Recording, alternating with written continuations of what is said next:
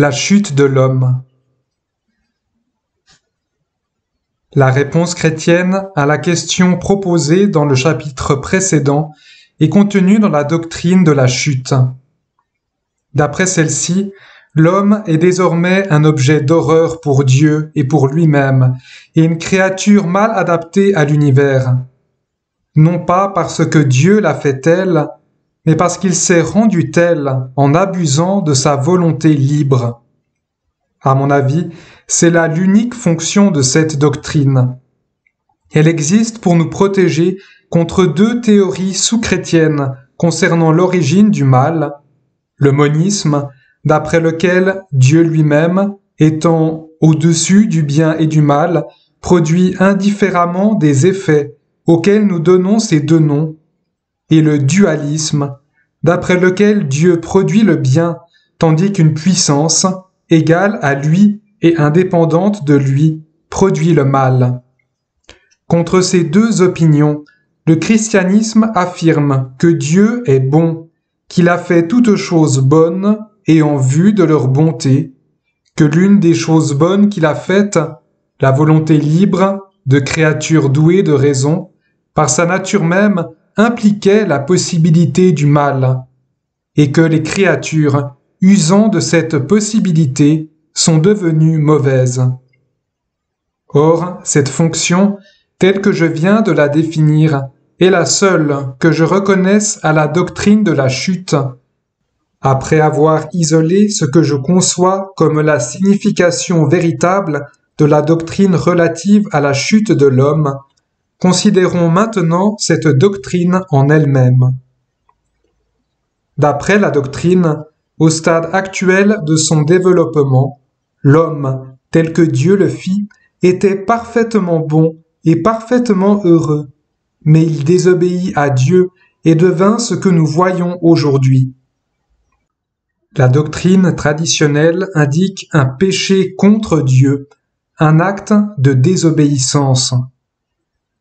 Ce péché, saint Augustin l'a défini comme la conséquence de l'orgueil, du mouvement par lequel une créature, c'est-à-dire un être essentiellement dépendant, dont le principe d'existence réside non pas en lui-même mais dans un autre, essaye de s'établir à son propre compte, d'exister pour elle-même.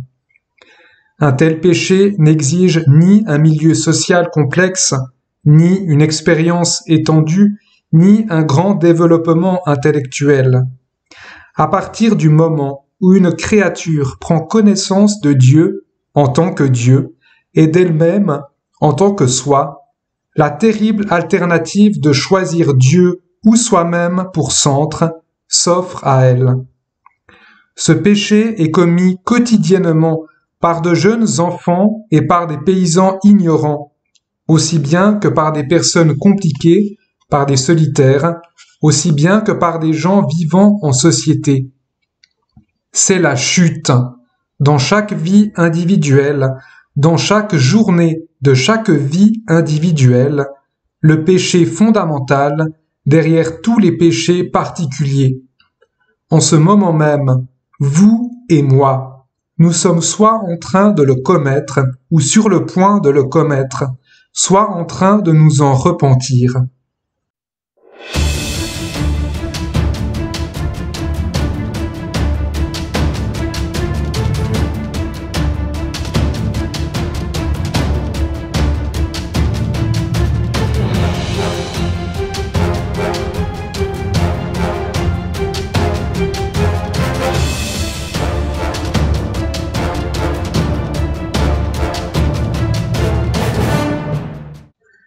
Ce qui s'est produit exactement quand l'homme est tombé, nous ne le savons pas.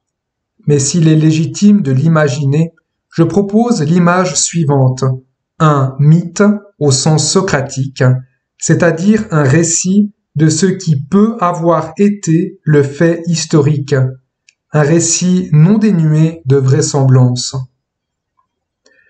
Pendant de longs siècles, Dieu perfectionna la forme animale, destinée à devenir le véhicule de l'humain et de l'image de lui-même.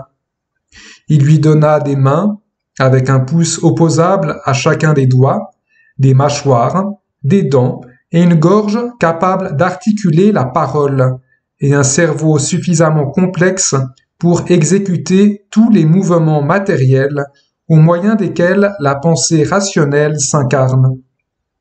Il se peut que cette créature ait existé pendant des siècles en cet état avant de devenir l'homme. Il se peut même qu'elle ait été suffisamment habile pour faire des choses que l'archéologie moderne considérerait comme des preuves de son caractère humain. Mais cette créature n'était qu'un animal, parce que toutes ses activités physiques et psychiques étaient dirigées vers des fins purement matérielles et naturelles.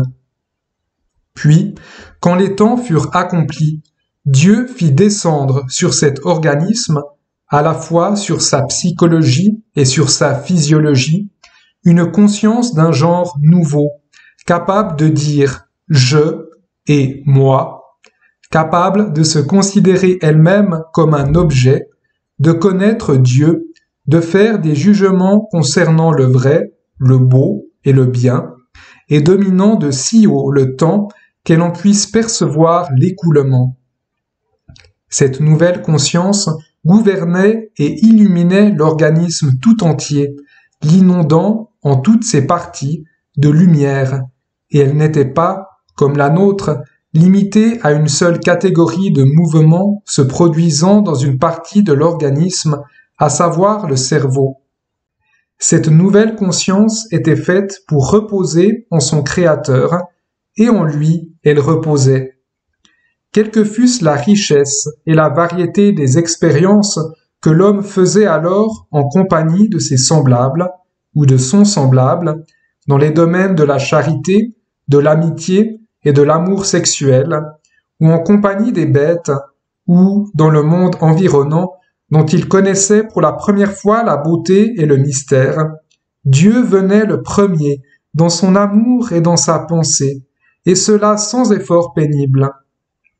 En un cycle parfait, l'être, la puissance et la joie descendaient de Dieu à l'homme sous forme de don et remontaient de l'homme à Dieu sous forme d'amour obéissant et d'extatique adoration. Et en un sens, non pas dans tous les sens cependant, l'homme était alors le vrai Fils de Dieu, le prototype du Christ, exerçant à la perfection, dans la joie et l'aisance de toutes ses facultés et de tous ses sens, cet abandon filial que notre Seigneur exerça dans les agonies de la crucifixion. Jugé d'après ses objets façonnés, ou peut-être même d'après son langage, cette créature bienheureuse était, sans aucun doute, un sauvage. Tout ce que l'expérience et la pratique peuvent enseigner, il lui restait encore à l'apprendre. S'il taillait le silex, il devait le faire maladroitement. Peut-être était-il absolument incapable d'exprimer sous forme conceptuelle son expérience paradisiaque. Tout cela est absolument étranger à la question. Si nous nous référons à notre propre enfance, nous nous souviendrons d'avoir connu, avant que nos aînés nous crussent capables de comprendre quoi que ce soit, des expériences spirituelles aussi authentiques et aussi importantes que n'importe laquelle de celles que nous avons éprouvées depuis lors, bien que, naturellement, moins riches dans leur contexte concret. Si nous nous référons au christianisme lui-même, nous apprendrons qu'il est un plan, en définitive le seul qui compte, sur lequel les savants et les adultes n'ont aucune espèce d'avantage sur les simples et les enfants. Je suis certain que si l'homme du paradis pouvait apparaître aujourd'hui parmi nous, nous le regarderions comme un pur sauvage, une créature à exploiter ou, dans le meilleur des cas, à regarder avec condescendance. Seuls un ou deux d'entre nous, les plus saints, regarderaient 2 fois cette créature nue, à la barbe en broussailles, au parler lent, mais ceux-là, au bout de quelques minutes, tomberaient à ses pieds.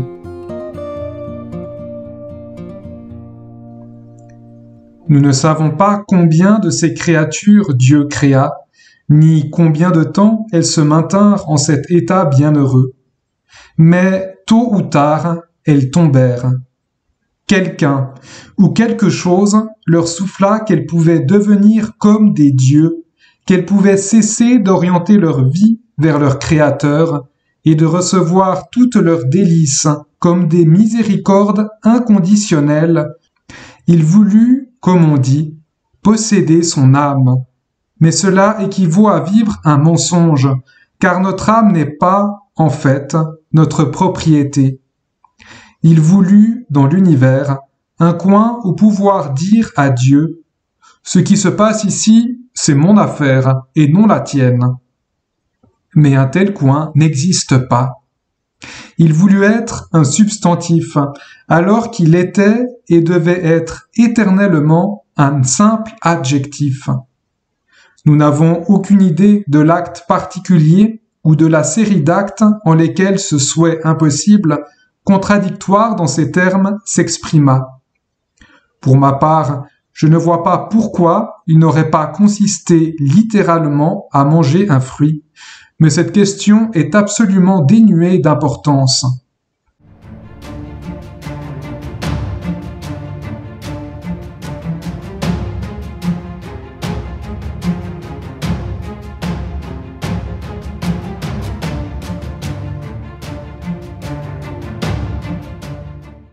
Cet acte d'insubordination de la part de la créature, qui constitue une trahison absolue à l'égard de sa véritable position de créature, est le seul péché qui puisse être conçu comme ayant constitué la chute. Car la difficulté, en ce qui concerne le premier péché, est qu'il doit être à la fois un acte éminemment odieux, sinon ses conséquences ne pourraient être aussi terribles, et pourtant un acte qu'un être libre des tentations de l'homme déchu put vraisemblablement commettre. Le fait de se détourner de Dieu pour se tourner vers soi remplit ces deux conditions. C'est un péché possible même pour l'homme du paradis, parce que la simple existence d'un « moi », le simple fait de dire « je », implique dès l'origine le danger d'auto-idolâtrie. Puisque je suis moi, je dois faire un acte d'abandon, si petit ou si aisé soit-il, afin de vivre pour Dieu plutôt que pour moi-même. C'est là, si vous le voulez, le point faible dans la nature même de la création, le risque que Dieu, apparemment, juge bon de prendre. Mais ce péché était éminemment odieux, parce que le moi, dont l'homme du paradis devait faire l'abandon, ne contenait aucune répugnance naturelle à s'abandonner.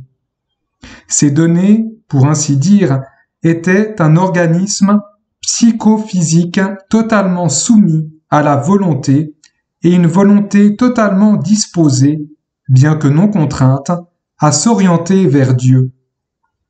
L'abandon qu'il pratiquait avant la chute n'impliquait aucune lutte, mais seulement la délicieuse impression de surmonter un infinitésimal attachement à soi-même qui se laissait vaincre avec ravissement, dont nous voyons une vague analogie, maintenant encore, dans l'abandon d'eux-mêmes que se font mutuellement, avec ivresse, des amants. Il n'avait donc aucune tentation, au sens où nous l'entendons, de choisir son moi, aucune passion, ni penchant l'inclinant obstinément dans ce sens, rien, hormis le simple fait que le moi était son propre moi. Jusqu'à ce moment, l'esprit humain gouvernait pleinement l'organisme humain. Il s'attendait, sans doute, à conserver cette maîtrise après avoir cessé d'obéir à Dieu. Mais son autorité sur cet organisme était une autorité déléguée qu'il perdit quand elle cessa de l'être par Dieu. S'étant coupé, dans la mesure où il le pouvait, de la source de son être, il s'était coupé de la source de son pouvoir. En effet, quand nous disons, parlant d'objets créés, que A gouverne B, cela veut dire nécessairement que Dieu gouverne B par l'intermédiaire de A. Je doute qu'il eût été intrinsèquement possible à Dieu de continuer à gouverner l'organisme humain par l'intermédiaire de l'esprit humain, alors que cet esprit était en révolte contre le Créateur. En tout cas, il ne le fit pas. Il le gouverna désormais d'une manière plus extérieure, non plus par les lois de l'esprit, mais par celles de la nature. Ainsi, les organes, n'étant plus gouvernés par la volonté de l'homme, tombèrent sous l'empire des lois biochimiques ordinaires et subirent tout ce que l'enchevêtrement de ces lois pouvait leur apporter en fait de souffrance, de sénilité et de mort.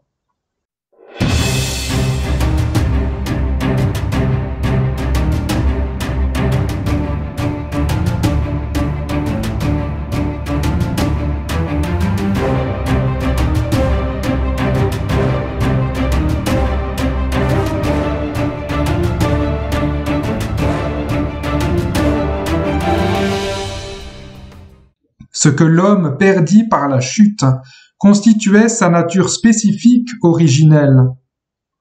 Tu es poussière et tu retourneras en poussière. L'organisme total, qui avait été élevé à la vie spirituelle, retomba, laissé à lui-même, dans la condition purement naturelle, au-dessus de laquelle il avait été élevé au moment de sa création, tout comme dans l'histoire de la création. Dieu avait élevé la vie végétale pour en faire le véhicule de l'animalité, le processus chimique pour être le véhicule de la vie végétale, et le processus physique pour être le véhicule du processus chimique. Ainsi, l'esprit humain, de maître de la nature humaine, devint un simple locataire dans sa propre maison ou même un prisonnier. La conscience rationnelle devint ce qu'elle est maintenant, un point lumineux, incertain et mouvant, qui se pose sur une petite partie des mouvements du cerveau. Mais cette limitation des pouvoirs de l'esprit était un moindre mal que la corruption de l'esprit lui-même. Il s'était détourné de Dieu pour devenir sa propre idole, de telle sorte que, pouvant encore se retourner vers Dieu, il ne pouvait plus le faire qu'au prix d'un pénible effort, et que son inclination naturelle allait vers son propre moi. Dès lors, orgueil et ambition, désir de se complaire en soi-même, d'abaisser et d'humilier tous ses rivaux, envie, recherche inquiète d'une sécurité toujours plus grande, devinrent ses attitudes les plus spontanées. Il n'était pas seulement devenu un roi faible à l'égard de sa propre nature, mais un mauvais roi, faisant descendre dans son organisme psychophysique des désirs bien pires que ceux que l'organisme faisait monter vers lui. Cette condition se transmit héréditairement à toutes les générations suivantes, car il ne s'agissait pas simplement de ce que les biologistes appellent une variation acquise, mais de l'émergence d'une nouvelle sorte d'homme, une nouvelle espèce qui n'était nullement l'œuvre de Dieu, s'était introduite dans le monde par son propre péché. Le changement subi par l'homme n'était pas concomitant au développement d'un nouvel organe ou d'une nouvelle habitude, c'était une altération radicale de sa constitution, un désordre introduit dans la relation entre ses parties composantes et la perversion intime de l'une d'elles.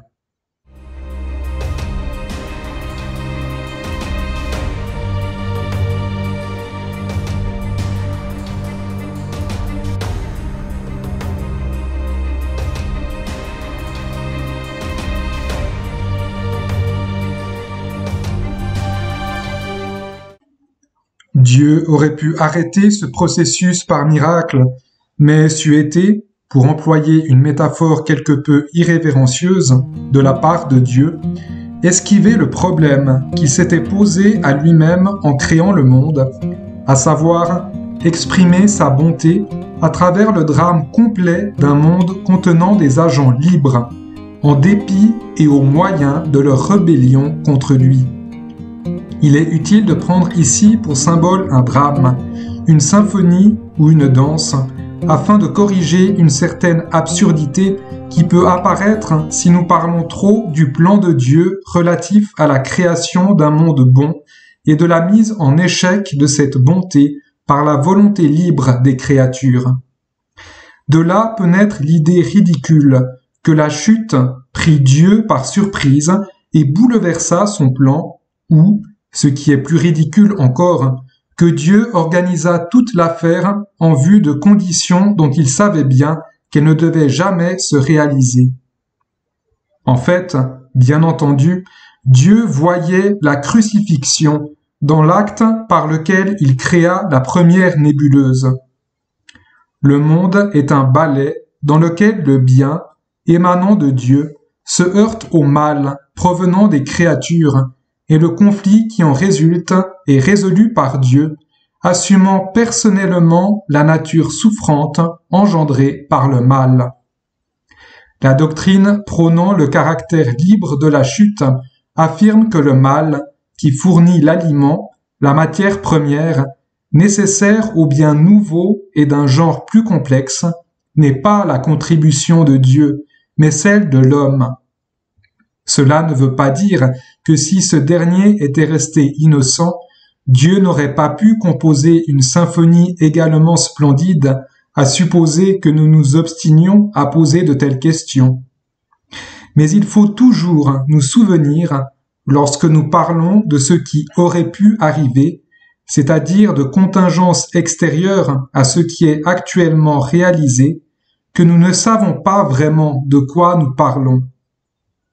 Il n'existe pas de temps ni de lieu hors de l'univers existant dans lesquels tout cela pourrait arriver ou aurait pu arriver.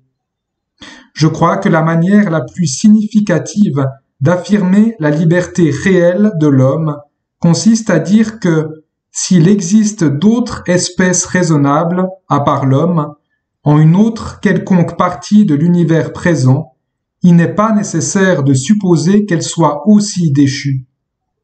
Notre condition présente s'explique donc par le fait que nous appartenons à une espèce blessée. Je ne veux pas dire que nos souffrances sont un châtiment subi pour tout ce que nous ne pouvons pas nous empêcher d'être, ni que nous sommes moralement responsables de la rébellion d'un lointain ancêtre. Si, néanmoins, j'appelle notre condition présente un état de péché originel, et non pas simplement de malheur originel, c'est parce que notre expérience religieuse réelle ne nous permet absolument pas de le considérer autrement. En théorie, je le suppose, nous pourrions dire « Oui, nous nous conduisons comme de la vermine, mais c'est parce que nous sommes de la vermine. Et cela, en tout cas, n'est pas notre faute. » Or, le fait d'être de la vermine, loin de nous donner l'impression d'être une excuse, nous cause plus de honte et de chagrin qu'aucun des actes particuliers que cela nous amène à commettre. Sur ce, j'ai dit tout ce que l'on peut dire à l'unique niveau où je me sens capable de traiter le sujet de la chute. Mais j'avertis mes lecteurs, une fois de plus, que ce niveau est superficiel. La thèse de ce chapitre est simplement celle-ci. L'homme, en tant qu'espèce, s'est dégradé. Le bien, pour nous, dans notre état actuel, doit se présenter premièrement sous la forme d'un remède, d'un correctif. Quel rôle la souffrance joue en réalité dans ce remède ou ce correctif? C'est ce que nous allons examiner maintenant.